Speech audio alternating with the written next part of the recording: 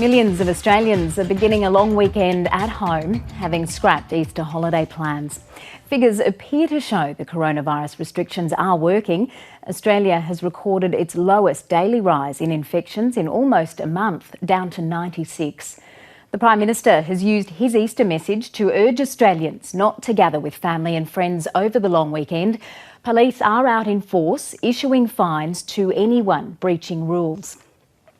100 days after China reported a new pneumonia of unknown cause in the city of Wuhan, the number of confirmed cases globally has reached 1.5 million, with more than 90,000 deaths.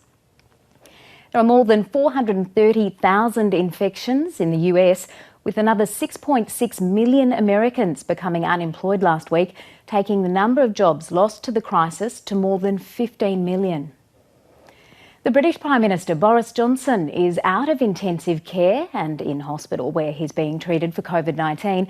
Another 881 deaths were recorded, taking the UK toll to almost 8,000. Australia's ambassador to Indonesia is returning to Canberra due to the virus spread. With more than 3,300 cases and 280 deaths, limits on using public transport are being introduced in Jakarta. Well, let's talk about what's happening here now, and our reporter Lara Himes joins me from Sydney. Good morning, Lara. The message to stay home this Easter is pretty clear from Australia's leaders, isn't it?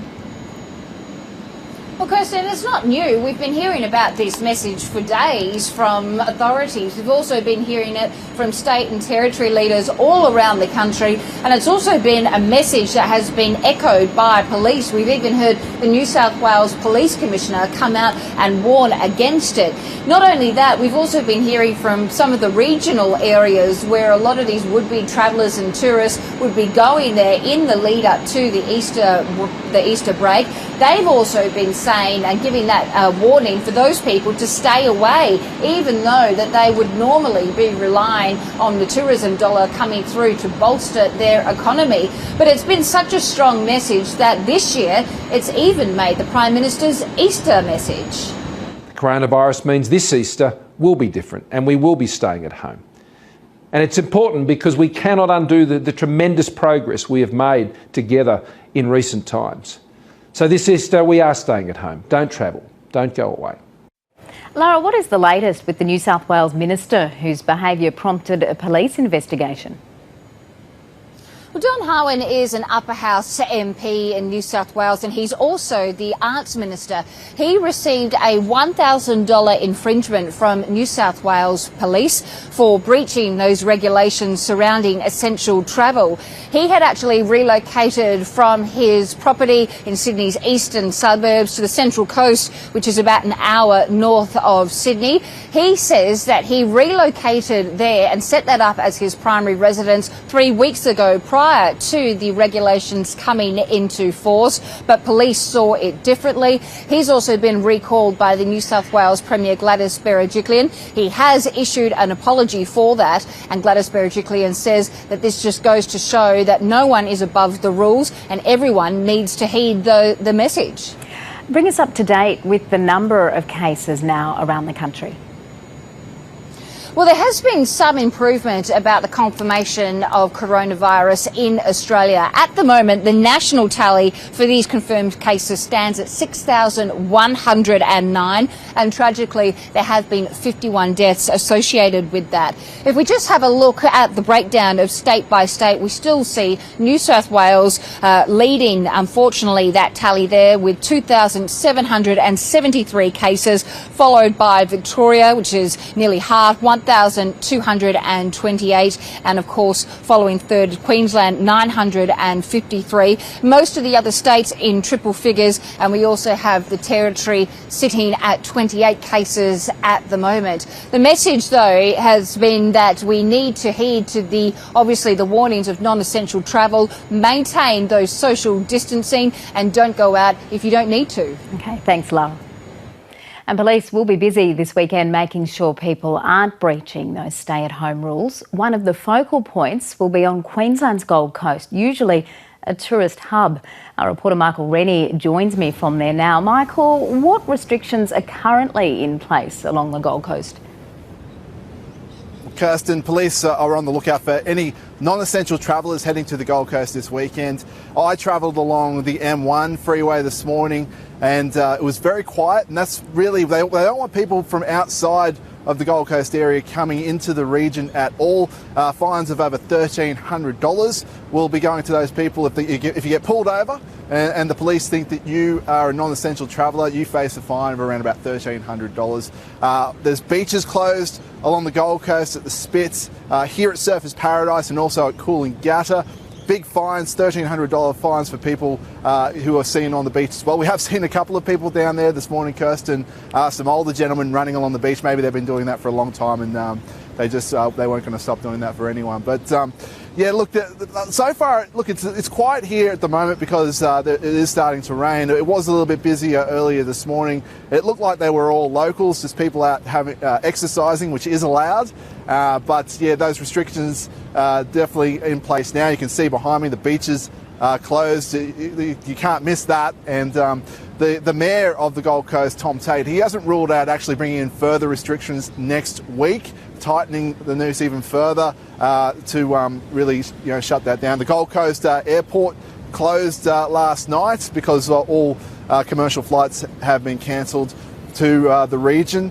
And so yeah, the Gold Coast normally this time of year is really busy and travellers from all around the country come here. But look, this Easter long weekend, they don't want people down here that are non-essential travellers. But interestingly, you did say that there were a couple of guys who've already gone for a bit of a swim today and that they don't intend on changing what they normally do. Do you think there is a little bit of frustration with the restrictions there on the Gold Coast?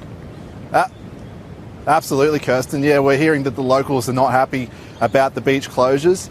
They love living on the Gold Coast and they love using these beaches, and the beaches that they've closed are some of the nicest you'll find anywhere in the world. And people have got time off this time of year regardless of what's going on with the coronavirus epidemic, and they don't like the idea of the beaches being closed. But it's the governments right across from all level of governments, we've heard of how important this weekend will be to try and flatten that curve with the coronavirus epidemic. So this is just seen as something that locals are going to have to put up with at the moment, but yeah, it's something they're not happy about, that's for sure.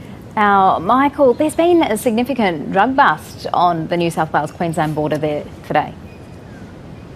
Yeah, well, it actually happened on Wednesday, and so a 31-year-old man was pulled over and they found nearly 100 kilograms of cannabis in his vehicle. So he was arrested for that. He was also fined $1,300 for breaching the lockdown restrictions as well. So yeah, probably not the best time to be trying to cross the border for anyone at the moment, really. Okay, that's our reporter Michael Rennie on the Gold Coast. People are beginning their Easter long weekend, of course, under very different circumstances to previous years. Stephanie Ferrier is in Melbourne for us and joins me now. Good morning to you, Steph. Take us through what is happening where you are. Yes, good morning, Kirsten. Well, we just heard about the beaches up in Queensland. It's definitely not really beach weather down here with a little bit of a smattering of rain. But as you can see, I'm at the Tan Track, which rings the Melbourne Botanic Gardens. And at the moment, it's pretty busy. We've actually seen quite a few people coming down here, jogging and walking their dogs. As you can see behind me, there's a bit of a constant stream here. Now, from what I've seen, most people are obeying that social restriction and just jogging around or walking around in groups of two or in family groups. Sometimes there is a little bit of a logjam as obviously groups of joggers start to amass together, and so they're kind of trying to jump away from each other to make sure that they're 1.5 metres apart. But of course, this weekend we have heard from Victoria Police. They say that there will be at least 500 officers out in force. They've closed the beaches for what it's worth, but they'll also be out in force making sure that people do obey those social restrictions for COVID-19. And Victorians will face a fine of more than $1,600 if they fail to do so. Now, this comes despite the fact that we have recorded our lowest increase in the number of confirmed cases in more than 3 weeks. weeks, with just 16 more cases in the past 24 hours. Of course, Victoria is still the second worst affected state with 1,228 cases. Now, there's 12 deaths, sadly, in this state. 50 people remain in hospital, with 13 of those in intensive care.